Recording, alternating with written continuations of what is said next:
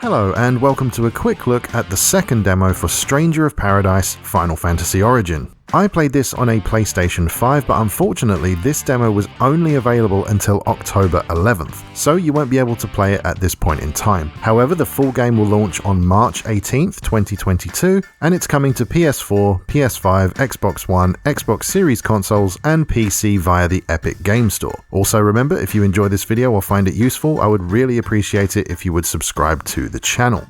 So then, some of you may remember a little while back I did a video on the first demo and I said that I generally enjoyed what I played, but it was a little rough around the edges. I also explained exactly what the game is and how it works and all that kind of stuff, so if you want to watch that video, I'll leave a link in the description. But yeah, I thought it was pretty good, I did like it. I felt like it had some issues and needed a lot of polishing, but overall I thought it was decent. And so that brings us to what we're talking about today, the second demo or the second trial version to use the official title. I played it all the way through and did basically everything you can do over a good few hours, and I came away from it feeling a little bit confused and more than a little worried, but we'll soon get to that. So firstly, let me tell you what the differences are this time around. You still get the tutorial, of course, that will teach you the basics and the same level from the first demo, which was the Chaos Shrine. It's virtually unchanged from the first time around, but we do get a new level to explore called the Refrain Wetlands. It's quite a bit brighter and much less claustrophobic than the Chaos Shrine, with open skies, huge trees, and roots just everywhere, and a minor weather changing mechanic that I thought was pretty cool. They also added a side mission within the Chaos Shrine itself,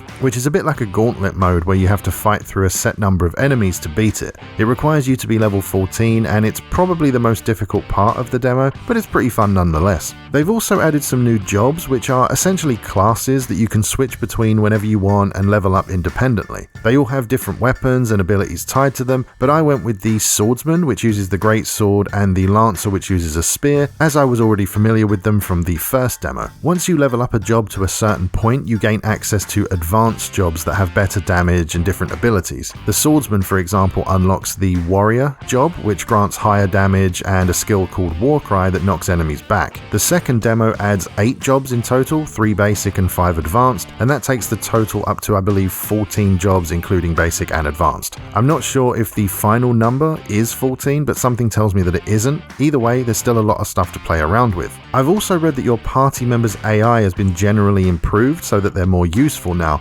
although I can't honestly say I noticed that at all. However, you can now equip them with gear that you find and kind of give them their own builds, which is quite nice. There's also a new female member to the team, which you can switch in and out of the party as you see fit, and you can actually tell your teammates to get more aggressive now, which actually did seem to work, so that's something. Another nice touch is that they've added 3-player co-op. I actually played the majority of Neo 2 in co-op with a friend, and it was really quite enjoyable. I wasn't able to test that in this demo, but hopefully I'll be able to test it in the full game next year. Co-op often does just make things more fun, not always of course, but trying to overcome something difficult in a co-op scenario is usually a good experience. And that about does it for what's new with this demo, so we've kind of arrived at the part where I have to give my personal opinion on my experience with this game. I said earlier that I came away from the demo feeling a bit confused and more than a little worried. And, what did I mean by that? Well, the technical performance during my time with the first demo was okay. Not perfect, but pretty good and, more than playable. However, in this demo, I have no idea what was going on, but I had a lot of stuttering, erratic frame rates, and generally just unpleasant visuals. You may have noticed it in the footage, but there was noticeable stuttering quite often during my playthrough.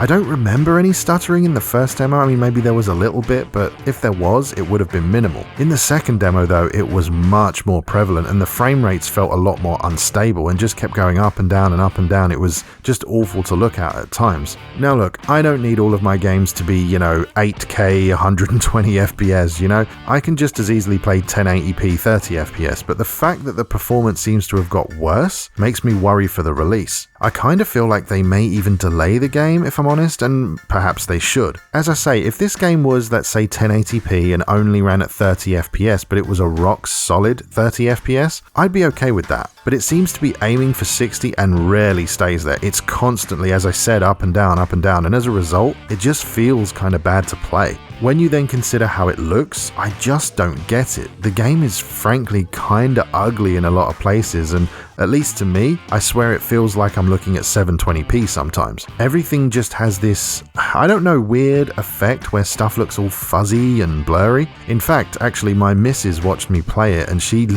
came in at one point and said, "Why the hell does everything look like it's made of bees?"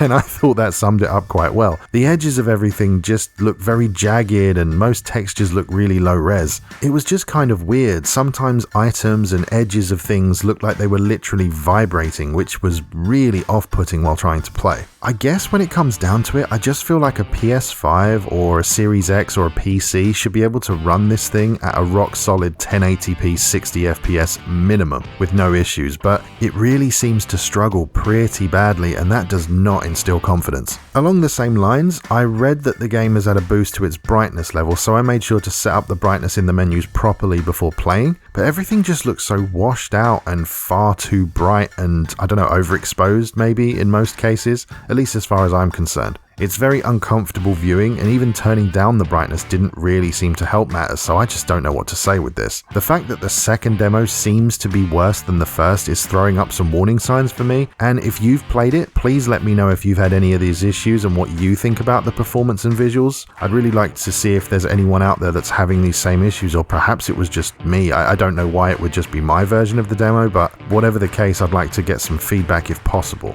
Another quick thing I wanted to mention was the difficulty settings. I'm no stranger to challenging games, I've beaten all the Souls games multiple times and I really enjoyed doing so. I mean, sure, those games aren't exactly that hard, right? But the point I'm trying to make is that I don't mind a bit of a challenge. However, sometimes I just want to play. I don't want to have to throw a massive amount of time and energy into learning a game and all the new systems, so I just put it on easy mode and enjoy the ride. And I think most of us have done that from time to time. Stranger of Paradise is being marketed as a Souls-like game, and if you play it on the higher difficulty levels, that's pretty much what you'll get. You'll need to be careful, really craft your build, learn the enemy attacks, make use of items, and so on. However, I decided to try the game on the story difficulty setting this time around, which is the easiest one and kinda turns it into a hack and slash game as opposed to a Souls-like, and I honestly preferred it for this game specifically. I played it a little bit like a power fantasy, picking whatever gear I wanted, hacking through enemies, and not having to worry about just being killed over and over or not doing things exactly the right way. Now obviously that's just me, and you may want or enjoy the challenge of this game, and if that's the case then awesome, you can go ahead and do that. For me though, I liked this game much more as a hack and slash than I did a Souls-like, and I'm not saying I know it all and I can only really speak for myself, but in my mind I think the reason might be that the performance and mechanics just aren't well enough developed to stand up to that kind of gameplay. Again, this is just how I feel, but I think the game needs its controls and mechanics to be much higher quality than they are right now to be considered a good or great Souls-like game. But either way, I'll definitely be keeping an eye on this one, and I genuinely hope they can get the issues worked out because this could actually be a pretty decent game.